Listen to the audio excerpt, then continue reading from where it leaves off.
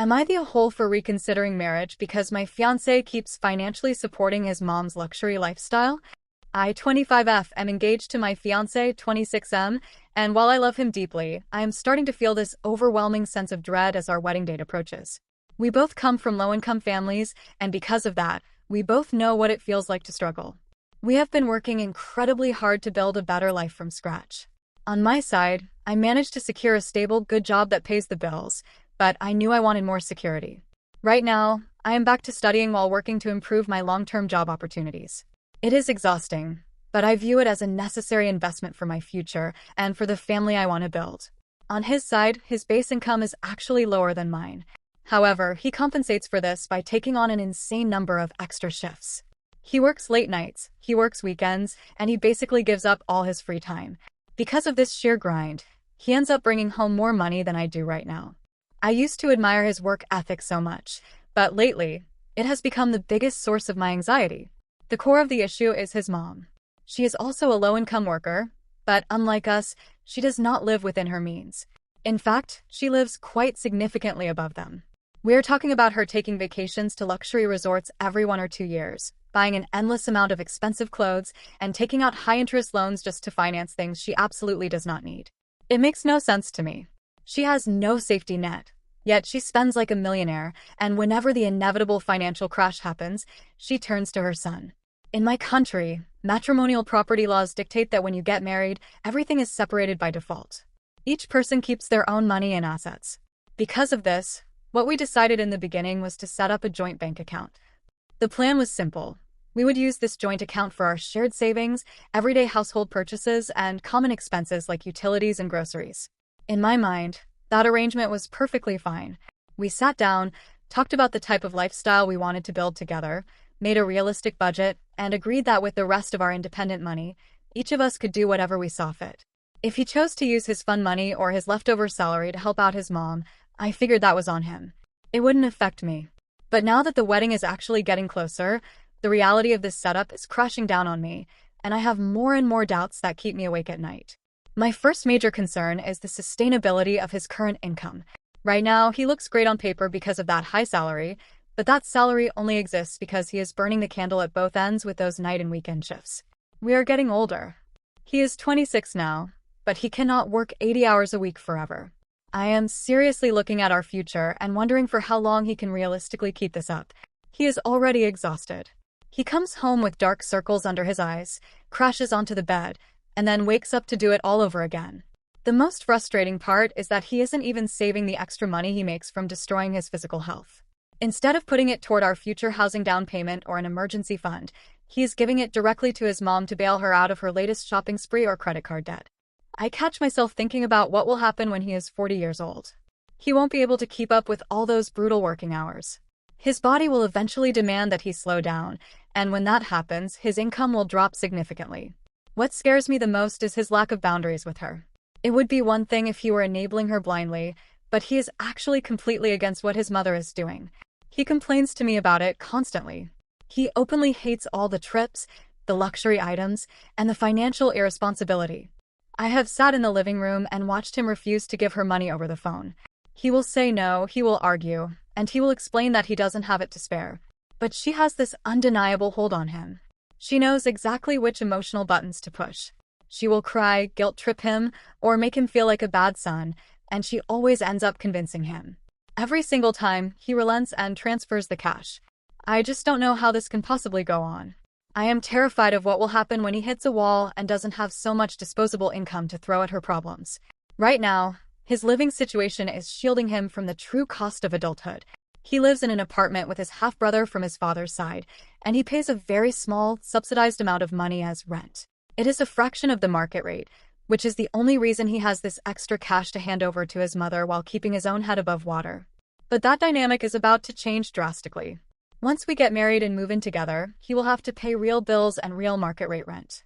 We will have a lease, utility bills, insurance, and grocery costs that aren't split with a lenient sibling. I am genuinely not sure how he will feel, or how he will cope about sending hundreds of dollars to his mom when he suddenly realizes he doesn't have much left for himself at the end of the month. I can foresee the exact moment of friction. He will be stressed about our rent, exhausted from his graveyard shifts, and his mother will call asking for money for a resort trip or a loan payment. If he gives in to her then, it means he will have to sacrifice his own personal comfort, or worse, he might look to me to cover his half of our shared expenses because he emptied his personal account for her. I am terrified of this dynamic, and I am terrified that I will be caught in the middle of a constant tug-of-war between his loyalty to his mother's bad habits and his responsibility to our household. Basically, I am afraid that him helping out his mom so much will inevitably affect our own lifestyle, our financial security, and our relationship in a general way. I don't want to resent my future husband, and I don't want to feel like I am indirectly financing his mother's luxury vacations because my husband is too tired to say no to her. How can I deal with the dynamic between my fiancé and her mom so it doesn't affect our marriage? I'm not engaged anymore. My ex-mother-in-law is currently vacationing on the Amalfi Coast. Just 4 days ago, she was calling her son crying because she was supposedly about to lose her apartment. She told him she was behind on rent again, that the landlord was threatening her, and that she had nowhere else to go. According to him, she already owed 3 months. He sent her the money almost immediately. Then he found out she had boarded a plane to Italy. Not for work. Not because someone paid for her ticket. An actual vacation. Hotel photos, beach clubs, expensive restaurants, shopping bags, cocktails overlooking the water. She had been posting pictures online the entire time while still telling him she was desperate and couldn't survive without his help. That was the moment everything finally became real for him, but honestly it became even more real for me. He confronted her after seeing the pictures. From what he told me, the conversation turned ugly very fast. She accused him of spying on her life, told him he had no right to question what she does with her own money, and then tried to turn the entire thing around by saying she deserved one nice thing because she had struggled her whole life. Apparently, she also claimed that the trip had been planned for months and was non-refundable, which honestly made the whole thing worse because it meant she knowingly begged him for rent money while preparing for a luxury vacation. He was furious. I had honestly never seen him that angry before. But the problem was that even during the argument, nothing actually changed. That's what finally clicked for me. He was hurt, embarrassed, and angry, but at no point did I believe he was going to stop helping her. He kept talking about how betrayed he felt, how she manipulated him, how unfair it was after everything he sacrifices for her. At the same time, he was already talking about helping her one last time if things got bad again because he was worried she would end up homeless. And that's when I realized this situation was never temporary. For months I kept focusing on the money itself because it felt like the easiest thing to explain. The extra shifts, the savings disappearing, the constant financial emergencies. But the real issue wasn't the amount he gave her. It was the fact that his entire relationship with his mother revolved around rescuing her from consequences she created herself. Every problem became his responsibility sooner or later. I started looking at our future realistically instead of emotionally. Right now, he can survive financially because his own expenses are extremely low. He lives with his half-brother, contributes a small amount toward rent, barely pays for groceries, and works exhausting hours almost every week. The system only works because he has room to absorb the damage. Marriage changes that. Real rent, utilities, insurance, furniture, unexpected expenses. Maybe children someday. Maybe health issues. Maybe layoffs. Life gets more expensive as you get older, not cheaper. I sat down with him after all of this happened and asked him a very direct question. If we were already living together right now, how exactly would this work? How would he cover half of our rent, our shared bills, our future savings, and also send thousands to his mother every time she overspent or lied about being in trouble? He initially tried to explain the Italy situation again. He said he truly believed she was going to be evicted. He said he never would have transferred the money if he knew she was traveling. He kept coming back to the betrayal because that was the part hurting him the most. But that wasn't what I was asking. I asked him again what the actual plan would have been if we had already signed a lease together. That's when the conversation stalled. There was no answer. Not because he's stupid or irresponsible in general. Honestly, one of the things I admired most about him was how hardworking he is. He genuinely exhausts himself trying to create stability. He doesn't waste money on himself. He doesn't party, gamble, buy expensive electronics, or spend recklessly. Most of the time he wears the same clothes until they fall apart. But all of that discipline disappears the second his mother calls him crying. He admitted he probably would have figured something out. Maybe worked more shifts. Maybe borrowed money temporarily. Maybe delayed other expenses for a while. That answer honestly scared me more than anything else. Because that's not a plan. That's survival mode. I started realizing how different our mentalities actually are even though our backgrounds are similar. I came from a low-income family too. I know what financial insecurity feels like. I know what it's like to go without things. That's exactly why I became extremely careful with money once I finally started earning more. I sacrificed a lot to build some kind of future for myself. I went back to school while working because I don't want to spend my entire life one emergency away from disaster. And I suddenly understood that I would never fully feel safe building a future with him because his mother would always have access to it too. Not directly through shared accounts or legal control, but emotionally through him. I also realized something else that made me uncomfortable. I didn't want to spend years becoming the villain in their relationship. I could already see where it would eventually go. Every boundary would turn into your fiancé is changing you. Every refusal would become my fault.